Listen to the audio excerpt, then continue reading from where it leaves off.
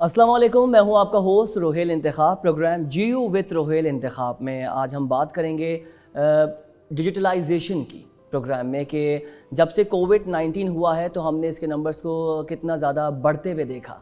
हम बात करेंगे सोशल मीडिया की, हम बात करेंगे इंफॉर्मेशन टेक्नोलॉजी की। इसी पर बात करने के लिए हमने अपने प्रोग्राम में इनवाइट किया है मिस्टर कमाल फरीदी साहब को, जो CEO हैं 22 इंटरनेशनल कॉर्प्स के। उसके अलावा IT सेक्टर में भी उनकी काफ़ी ज़्यादा रिसर्च है, वो उस पर बात करते हैं। कमाल, आपको वेलकम करेंगे। कैसे हैं आप? ठीक ठाक हैं? खैरियत से हैं? जी बिल्कुल ठीक ठाक। कमाल, कोरोना हो गया और लोग देख रहे हैं कि कोरोना के साथ साथ हमने अपने आप को आगे लेके चलना है। अगर मैं प्राइम मिनिस्टर इमरान खान की बात यहाँ पर कोट करूँ तो उन्होंने कहा कि जी कोरोना के साथ आपको ज़िंदगी गुजारनी है। तो ये बात हमने सोच ली है। अब ज़रा बात करते हैं कि कोविड-19 चल रहा है, केसेस भी बढ़ रहे हैं, लेकिन इसी के साथ साथ हम आगे ज़िंदगी अपनी गुजार रहे हैं। मुझे बताइए कि डिजिटल सिस्टम कितना ज़्यादा आप एक्टिव होते हुए देख रहे हैं, क्योंकि लोगों ने घरों से काम करना शुरू कर दिया है, कॉर्पोरेट्स का मॉड्यूल चेंज हो गया है, लोग एक्सेप्ट कर रहे हैं और इसी के साथ साथ अपनी ज़िंदगी गुजार रहे हैं। ज़रा एक सर्वे रिसर्च रिपोर्ट पर हम डालते हैं और ज़रा आपका एक्सपीरियंस भी हम जानना चाहेंगे कि ये कितना इंपॉर्टेंट हो गया है कि कोविड-19 के बाद हम इस चीज़ को अब एक्सेप्ट कर लें कि हमें डिजिटलाइजेशन पर मज़ीद काम करना होगा। जी देखिए, सबसे पहले तो मैं आपको बताऊं, जो कोविड अभी आया है हमारे पास 2019, लेट 2019 में या अर्ली 2020 में। इससे पहले पाकिस्तान की डिजिटलाइजेशन कहाँ थी, कहाँ पे हम लोग स्टैंड करते थे। हमारी टोटल पॉपुलेशन का 83% हम लोग स्मार्टफोन पेनिट्रेशन हमारे पास थी। हम टोटल पॉपुलेशन का 83% लोग वो थे जिनके पास हर एप्लीकेशन का एक्सेस मौजूद था। वो किसी भी एप्लीकेशन को अडॉप्ट कर सकते थे, डाउनलोड कर सकते थे और किसी भी सोशल मीडिया प्लेटफॉर्म पे उनकी अवेलेबिलिटी मौजूद थी। हम ऐसी कौम नहीं थे कि जहाँ पे हम कहें कि कोविड के बाद हम डिजिटलाइजेशन की तरफ सोचें या हम को किसी पेंडेमिक का इंतज़ार करें। हम लोग एक डेवलपिंग कंट्री के सिटीज़न हैं और जहाँ पे सोशल मीडिया या आप डिजिटलाइजेशन की बात करें तो थ्रू आउट पाकिस्तान में ये ट्रेंड 2005 के बाद से चल रहा है, जहाँ पे हम हर दूसरे स्टार्टअप को, हर दूसरे एंटरप्रेन्योर को डिजिटल प्रोडक्ट की तरफ जाते हुए देख रहे हैं और वो अपनी प्रोडक्ट बना रहे हैं, अपने आप को डिजिटल प्लेटफॉर्म पे अवेलेबल कर रहे हैं। तो ये पेंडेमिक जो है हमारे पास, जो हमारे वज़ीर आज़म साहब ने बोला कि हमें इसके साथ जीना है और इसके साथ रहना है, तो इस पेंडेमिक ने हमें अपॉर्चुनिटी ये प्रोवाइड की है कि हम वो तमाम लोग जो कि इस वक्त स्लीपिंग एंटरप्रेन्योर्स हैं, जो अपने आइडियाज़ को इंस्टिंक्ट के तौर पे अपने दिमाग में सेव करके रखे हुए हैं, उनको हम अपॉर्चुनिटी, एक प्लेटफॉर्म प्रोवाइड करें कि वो अपने आइडियाज़ को for community growth, for citizen benefit के लिए उस ग्रोथ को इस पेंडेमिक में अपने आइडियाज़ को फ्लॉरिश करें और उस एप्लीकेशन को एक किस्म का एक रियलिटी, एक शेप अप करें, जिसमें हम कह सकें ईज़िली कि पाकिस्तान में ये स्टार्टअप, ये एप्लीकेशन जो है आपको यूटिलाइजेशन के लिए बड़ी इंपॉर्टेंट है। ठीक है। कमाल, एजुकेशन सेक्टर की बात करते हैं। हमने देखा कि बड़े सक्सेसफुली जो है हम ऑनलाइन क्लासेस कंडक्ट कर रहे हैं। हम अपने, अगर मैं ग्रीनिच की बात करूं तो मैं ये कहूं कि हम हाइब्रिड पर भी गए हैं। हमने स्टूडेंट्स को कहा है कि जो आना चाह रहा है यूनिवर्सिटी के प्रेमिसेस और स्पेस और कैपेसिटी को देखकर वो आइए, और जो नहीं आना चाह रहा वो घर से बैठ कर भी क्लास ले सकता है। एजुकेशन सेक्टर में हम कैसे एम्पावर करवा सकते हैं? देखिए, यूनिवर्सिटीज़ तो कर सकते हैं, प्राइवेट यूनिवर्सिटीज़ भी कर रहे हैं, गवर्नमेंट की भी कर रहे हैं। स्कूलिंग की बात करते हैं, हमारे स्कूल्स में इतने ज़्यादा जो है इस वक्त कह लें कि सहूलियात नहीं है, रिसोर्सेज नहीं हैं, और ख़ास तौर पे गवर्नमेंट स्कूल्स की अगर हम बात करें, गवर्नमेंट को और इंस्टीट्यूट्स को आज सोचना पड़ेगा कि किस तरीके से हमने अपना करिकुलम और तमाम तर वो एस्पेक्ट्स जो ऑनलाइन एजुकेशन से एसोसिएटेड हैं वो कैसे उसमें इम्प्लीमेंट करवा सकते हैं, कैसे एग्जीक्यूट करवा सकते हैं। जी, सबसे पहले आपको ये समझना ज़रूरी है कि हम इस टेक्नोलॉजी को लेके तो आ गए हैं कि हाइब्रिड एजुकेशन सिस्टम हमने यूटिलाइज़ करना है, क्योंकि ये वक्त की ज़रूरत है और मजबूरी हमारे लिए। लेकिन हमने अपने आप को अवेयर नहीं किया। अवेयर किसको नहीं किया? अवेयर इस वजह से इनको नहीं किया, स्टूडेंट्स को नहीं किया। हमारी यहाँ इम्पॉर्टेंट है, हमारा ब्रिज जो है वो है पेरेंट्स, टीचर।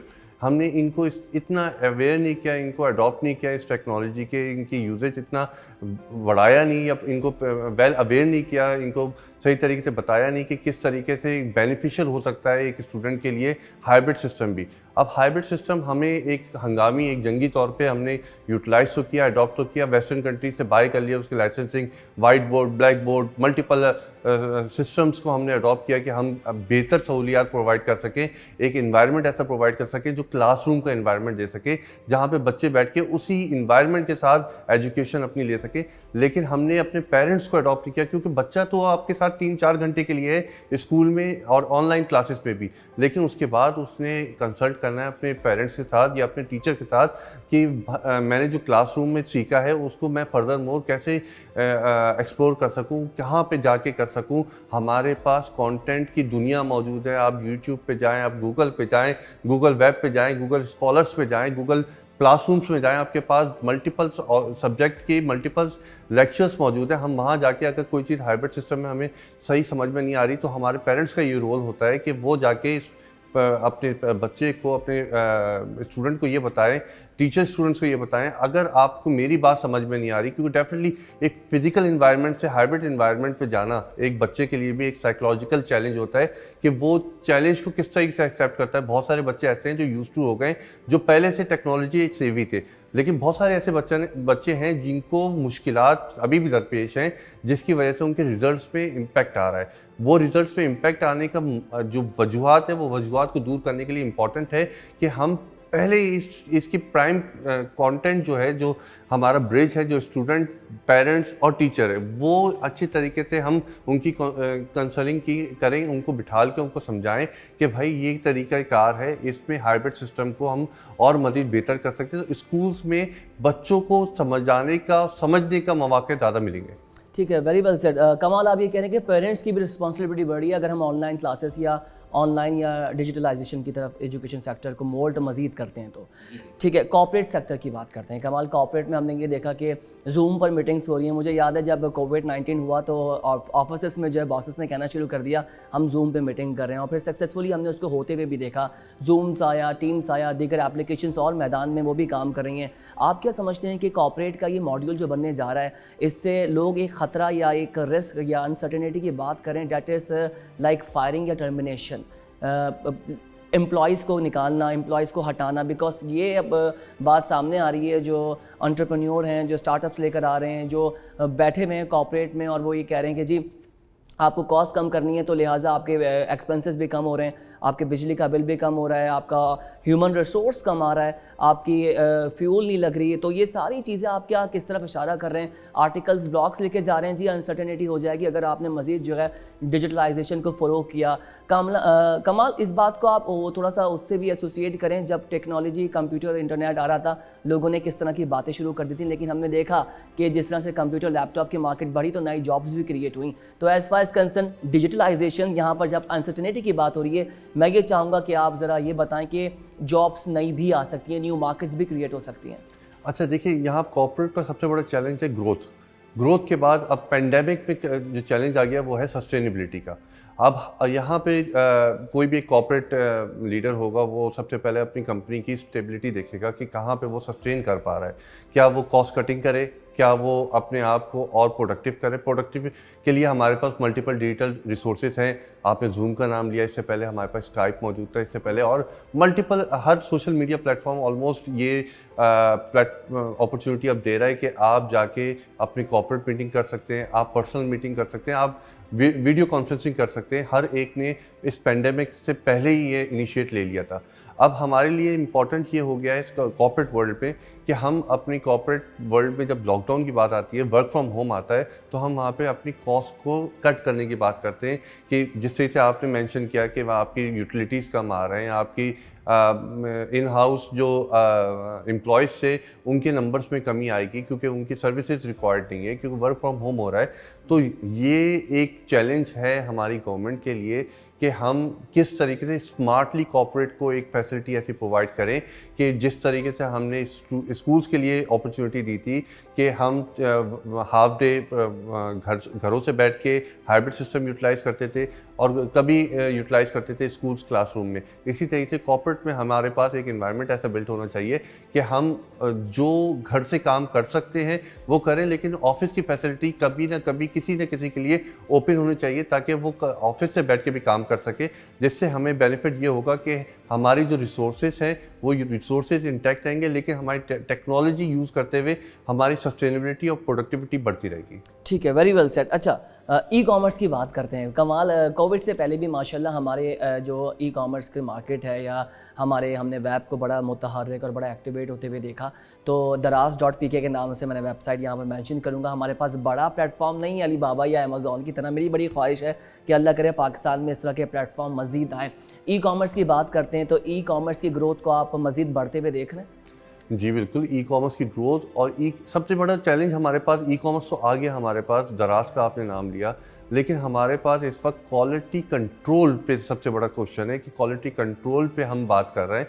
हमारे पास ऑप्शन बेइंतहा हैं। आपने दराज का एक का नाम लिया, लेकिन इसके अलावा मल्टीपल्स कंपनीज ऐसी हैं जो कि ई कॉमर्स प्लेटफॉर्म अवेलेबल है for distributor, for seller both, और अपनी प्रोडक्ट्स की भी अपनी ऑनलाइन ई कॉमर्स स्टोर्स आपके पास मौजूद है। जो आप जाके किसी बड़े मॉल में स्टोर्स पे जाके शॉपिंग करते थे, आप लोग घरों से बैठ के उनकी वेबसाइट से जाके बाय करते हैं। यहाँ पे इम्पॉर्टेंट ये है कि हम ई कॉमर्स की तरफ इनोवेशन तो लेके आ रहे हैं, लेकिन क्वालिटी कंट्रोल और कस्टमर सेटिस्फिकेशन बड़ी इंपॉर्टेंट हो गई है। तो ये एक ग्रोथ तो है हमारे पास ई कॉमर्स की। घरों से बैठ के लोग पेंडेमिक में जितनी शॉपिंग की है, आई थिंक लास्ट ईयर अगर आप देख लें, लोगों ने मॉल्स में जाके शायद इतनी शॉपिंग नहीं की होगी, क्योंकि उनको रिक्वायरमेंट, हमारे पास अब इस वक्त रिक्वायरमेंट ऐसी हो गई, घरों से बैठ के हम ग्रॉसरी भी बाय कर रहे हैं, हम घरों से बैठ के अपनी मेडिसिन भी बाय कर रहे हैं। इवन आप मेडिकल ट्रांसक्रिप्शन की बात कर रहे हैं, आप अपने डॉक्टर से कंसल्ट भी ऑनलाइन कर रहे हैं, जूम पे या वीडियो कॉल पे। तो अब हमारे पास इनोवेशन बेशुमार है डिजिटल होने के लिए, हमारे पास प्लेटफॉर्म भी बेशुमार है, लेकिन हमें एक गवर्नमेंट की तरफ से हमें पता होना चाहिए कि गवर्नमेंट किस तरीके से इनको कंट्रोल करिए, क्या रेगुलाइजेशन है, क्या लॉज हैं। ये लॉज अब इम्पॉर्टेंट हो गए हमारे लिए कि लॉज पे हम काम करें, इन लॉज को इम्प्लीमेंट करवाएं, ताकि लोग सेटिस्फाई हो सके सर्विसेज लेते हुए और बाय करते हुए। एक कॉन्फिडेंस हो कि कुछ भी हो, हम किसी भी तरीके से हो, हम उस पर हमें पता है कि there is a check and balance in that service. ठीक है कमाल, आपने ग्रोथ की बात कर दी, हमने भी अंडरस्टैंड कर लिया। एक और बात करनी है डिजिटल पेमेंट्स की। पेपॉल की मैं बात करूंगा। बैंकिंग इंडस्ट्रीज ने बड़ा काम करना शुरू कर दिया है। उन्होंने ये रियलाइज़ किया कि अब कस्टमर जो है ब्रांच में नहीं आ रहा, उन्होंने जो है एप्लीकेशंस बनाना शुरू कर दी हैं और 3-4 बैंक्स बड़े सक्सेसफुली काम कर रहे हैं। Now let's talk about this and as well like bitcoin. ये मुझे बता दें कि बिटकॉइन पे क्या इबहाम है, क्या अनसर्टेनिटी है, गवर्नमेंट को ख़तरा या खदशा किस बात का है? स्टेट बैंक बोर्डली मेजर्स क्यों नहीं ले रहा? रेगुलाइजेशन की बात है रुहेल। यहाँ पे मसला ये नहीं है कि हम एडॉप्शन की तरफ जाएं। अगर आप देखें, it's a grey side of financial, अगर हम बात करें कि बैंकिंग सेक्टर नहीं है ये, रेगुलाइज्ड बैंकिंग सेक्टर नहीं है जहाँ पे आपको पता हो कि किसकी क्या इनकम है, किसके क्या इन एंड आउट्स हैं। आपका यहाँ लेजर मेंटेन नहीं हो रहा। ये लेजर जो है बड़ा इंपॉर्टेंट होता है किसी भी टैक्सेशन कंट्री के लिए। जिस तरीके से पाकिस्तान एक रिपब्लिक है जिसमें 80% हम लोग टैक्स से अर्न करते हैं, हमारे लिए ये बड़ा इम्पॉर्टेंट है कि हम ये रियलाइज़ करें कि नेक्स्ट वर्ल्ड या फर्स्ट वर्ल्ड कंट्रीज़ में क्या डिजिटल करेंसी को प्रमोट किया जाता है, क्या कॉइन्स हैं, ये बिटकॉइन्स हैं, ये मल्टीपल और टेक्नोलॉजी है जिससे हम पेमेंट कर सकते हैं। हमारे पास इस वक्त पाकिस्तान में डिजिटल करेंसी तो है, लेकिन वो डिजिटल करेंसी बड़ी लिमिटेड है, लिमिटेड विद इन पाकिस्तान है। हम इंटरनेशनली किसी चीज़ को, कोई चीज़ बाय करना चाहें बिटकॉइन यूज़ कर सकते हैं, लेकिन बिटकॉइन यूज़ करने के लिए हमारे पास यहाँ पे लीगलाइजेशन नहीं है। हम यहाँ बाय नहीं कर सकते, हम यहाँ सेल नहीं कर सकते ओपनली। हाँ, मतलब हाइड आउट में तो यहाँ पे काम हो रहा है, बहुत अच्छा काम हो रहा है। इवन यहाँ पे माइनिंग भी हो रही है बिटकॉइन की, लेकिन यहाँ पे कोई चीज़ ऐसा डिपार्टमेंट नहीं है, कोई इदारा ऐसा नहीं है जो इसको मॉनिटराइज कर सके और प्रमोट कर सके कि यहाँ पे और लोग भी इसको हेल्दी बिजनेस। कमाल, वजह क्या है, हम क्यों नहीं कर सकते? हम पे इंटरनेशनल प्रेशर बहुत है या हम IMF प्रोग्राम पर है? बिकॉज ये बहुत बड़ा मेजर होगा, हम अपनी करेंसी इसमें देखेंगे कि मज़ीद डेप्रिशिएट हो सकती है। आप रेगुलेशंस की बात कर रहे हैं, आप हमें ये तो बताएं कामरान, आपका पॉइंट ऑफ व्यू मैं जानना चाहता हूँ कमाल, कि किस तरीके से इम्पावर या एग्जीक्यूशन या इम्प्लीमेंट करवा सकते हैं गवर्नमेंट को कि ये हमारा मॉड्यूल है, हम इस पर बात कर रहे हैं और इससे हमारी करेंसी को जो है मज़ीद दबाव का शिकार नहीं होगा और एक अच्छे नताइज, अच्छे आउटकम्स हमें मिल सकते हैं।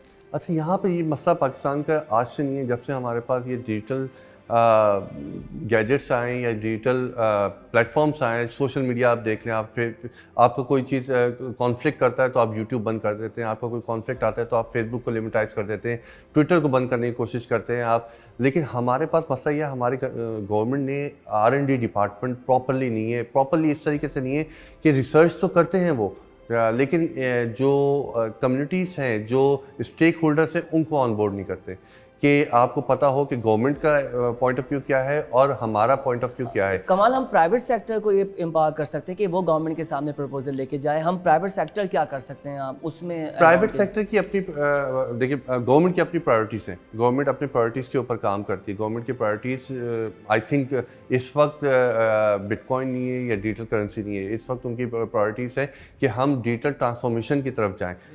हम जितनी मैक्सिमम हमारे बिजनेसेस हैं, गवर्नमेंट के बिजनेसेस हैं, उनको डिजिटल ट्रांसफॉर्म करके लोगों को सेवी करें। आप देखें वैक्सीनेशन पे काम हो रहा है, आप टैक्स करते हैं वैक्सीनेशन की, आपकी रिकॉर्ड्स आ जाते हैं, आपकी क्यू पे नहीं लगना पड़ता, आपने फॉर्म फिल नहीं करना पड़ता। इस तरह से मल्टीपल और चीज़ों पे गवर्नमेंट अपनी प्रैक्टिसेस को डिजिटलाइज कर रही है, तो उनका फोकस इस वक्त ये है इस पेंडेमिक में। लेकिन प्राइवेटाइजेशन का फोकस ये है कि आप फोरकास्ट करें फॉर नेक्स्ट 5 ईयर्स कि आपकी करेंसी कहाँ जा रही है, आपने करेंसी को किस तरीके से स्टेबलाइज करना है, जो आपका सवाल था कि करेंसी को किस तरीके से स्टेबलाइज करना है, कौन कौन से ऐसे बैंकिंग सेक्टर्स हैं या पेमेंट सेक्टर्स हैं जो हमें इंटरनेशनली, अभी हमारा मसला ये है कि हम ग्रे लिस्ट में भी हैं, हम वो ग्रे लिस्ट से अपने आप को बाहर करने की कोशिश कर रहे हैं, तो उसमें भी हमारे ऊपर लिमिटाइजेशन है कि हम ये कर सकते हैं, ये नहीं कर सकते। तो शायद गवर्नमेंट के ऊपर प्रेशर ये भी है, IMF से हटके ये ग्रे लिस्ट का भी प्रेशर है कि हम अभी शायद बिटकॉइन या और डिजिटल करेंसीज को पाकिस्तान पेपॉल जैसे गवर्नमेंट इस तरीके से यहाँ पे नहीं लेके आ सकती। ठीक है, थैंक यू सो मच कमाल फरीदी, बहुत ज़बरदस्त डिस्कशन आपसे रही और हमने कुछ वैल्यूज़ की बात करी। और मेरी ख्वाहिश है और ये विश है कि अल्लाह ताला पाकिस्तान को मजबूत करे, इकॉनमी हमारी स्टेबल हो और हम बहुत जल्द जो है मज़ीद बेहतरी देखें डिजिटलाइजेशन में। अपना बहुत ख्याल रखिएगा और इसी तरह की वीडियोस हम आपके सामने लाते रहेंगे। वीडियो आपको पसंद आई है तो प्लीज़ इसको शेयर कीजिए। Thank you so much.